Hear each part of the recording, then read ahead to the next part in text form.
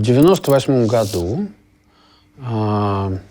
группа художников, в первую очередь Елена Цветаева и Евгений Уманский, согласовали решение об организации Балтийского филиала Государственного центра современного искусства в Калининграде. Понятно, что это было как желание художников, с одной стороны, а с другой стороны, проявившаяся воля со стороны главной организации на тот момент Государственного центра современного искусства. И в 1998 году организационный момент этот произошел. И так получилось, что коллеги, на тот момент я работал в историко-художественном музее, коллеги пригласили меня принять участие в работе центра. Из того, что организационно центр явил собой объединение нескольких акторов, агентов, действующих персон современного искусства, это имело свои последствия. На сегодняшний день центр продолжает объединять в себе очень разные направления исследований. У нас есть программы, которые отвечают как исследованиям условий проживания здесь, региональной проблематики, проблематики идентичности, так и проблематики, которая, в принципе, не имеет отношения к укорененности к Калининграду. Именно последний, а именно пересечением искусством и науки, занимаюсь я. На сегодняшний день я вижу, что интерес к этой теме, он поднимается не только в столицах России, но и в больших крупных городах. И это вполне предсказуемая история. Нельзя сказать, что я ее просчитывал, поскольку действовал исключительно влеком собственным интересом, и ничто меня больше не интересовало в этом смысле. Но так получилось, что и большие институциональные величины, как Эрмитаж, музей-гараж, Третьяковская галерея, ну и тому подобное прочее, и небольшие художественные центры в городах-миллионниках, они так или иначе стали проявлять свой интерес. В этом отношении наша калининградская, я имею в виду, относительно географическая такая пограничность, в этом смысле, что-то играет на руку. В части сотрудничества с зарубежными коллегами. Не сказать, что Калининград в этом отношении занимает какое-то особенное место, скорее даже нет, потому что, чтобы проявилось нечто, дискурс, он должен сесть на подготовленную инфраструктуру, как материальную, так и техническую. В этом отношении Государственный центр современного искусства никакого особенного положения не занимает.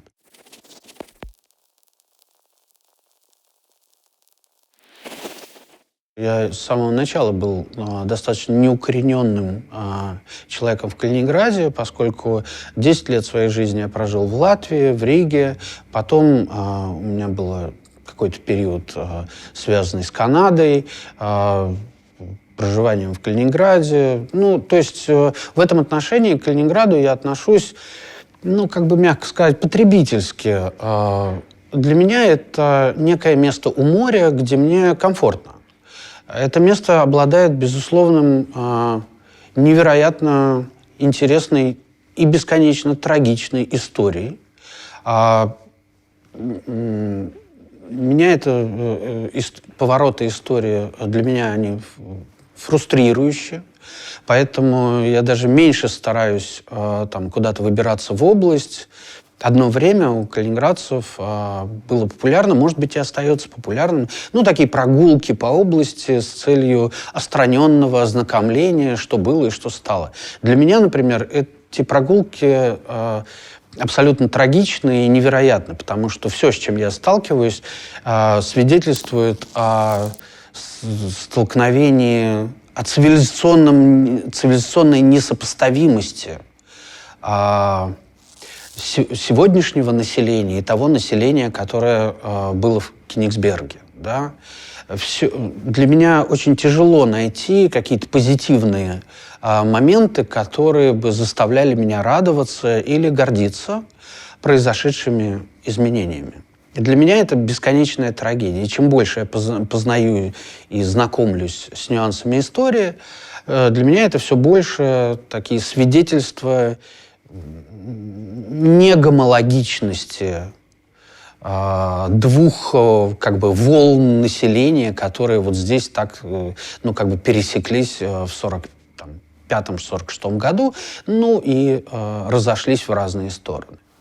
Поэтому для меня это в первую очередь место у моря, такая достаточно комфортная дача. Я здесь ощущаю себя как на даче, с очень небольшим количеством соблазнов, которые не отвлекают от моей основной работы.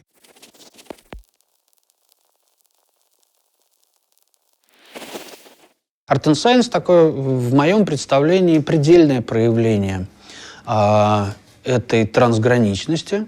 И этим противоречием во многом живет и развивается. Безусловно, это порождение современных экономических, технологических, философских условий.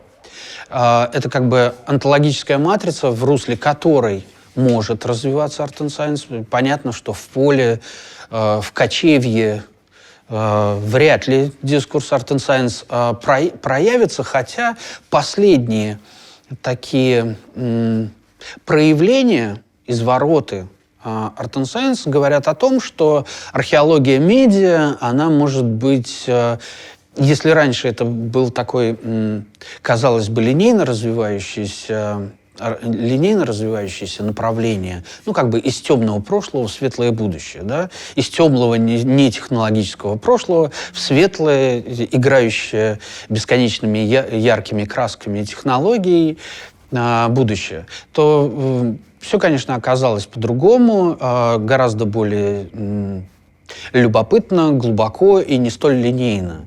И мои коллеги такие, я, например, читаю лекции о технических образных искусствах, начиная, скажем, с 17 века. И я всерьез полагаю, что развитие технологического искусства, какие-то основополагающие принципы, они совпали с периодом реформации, контрреформации, вот этого противостояния церковного.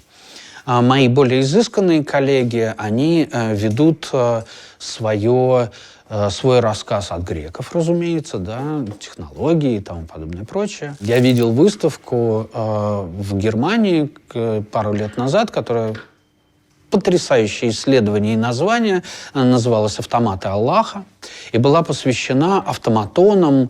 Это такое предроботехническое состояние, которые получили развитие в исламском мире в период исламского возрождения, да, 9-12 век. И понятно, что во многом этот дискурс, он, конечно, цикличен, он наследует очень многие исторические какие-то изыскания, исследования.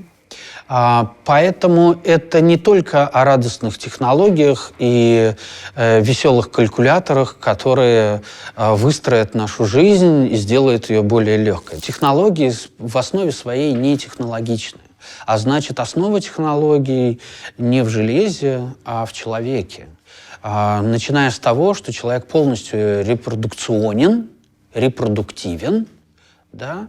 А значит, что-то есть в нас, что-то автоматизирующее, что-то репродукционное, что позволяет нам воспроизводить наши дискурсы, что позволяет нам воспроизводить и автоматизировать какие-то наши действия, мысли, поведение.